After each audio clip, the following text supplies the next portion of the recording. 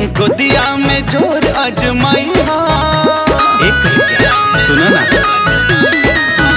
कबो आगे कबो पीछे कबो ऊपर कबो नीचे लेके गोदिया में जोर अजमाई हा।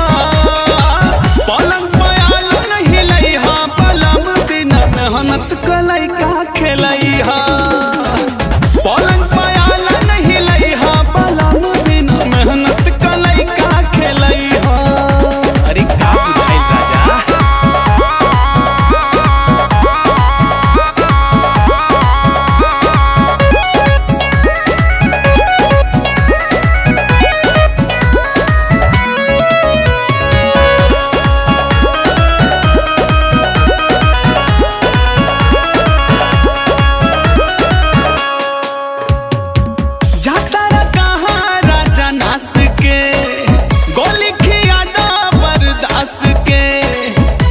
न धैला तड़ पैला सुतेला खाली मुंह दाब के।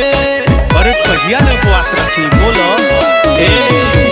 जाता रा कहाँ राजा नास के, गोली खियादा बर्दाश्त के। कैला न धैला तड़ पैला सुतेला खाली मुंह दाब के। राख छाती से लगा के चुमा दे हंसुहरा के, रो में धन बाड़ी खूब मजा पाई हा। पलंग पयाल नहीं लई हा, ए राजा बिना मेहनत कलाई का खेलई हा। पलंग पयाल नहीं लई हा, पलम बिना मेहनत कलाई का खेलई हा।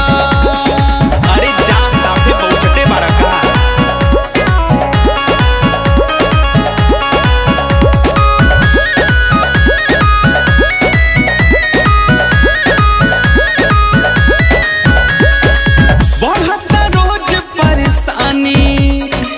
रउआ मजाक बुझतानी से जिया पटह के जाओ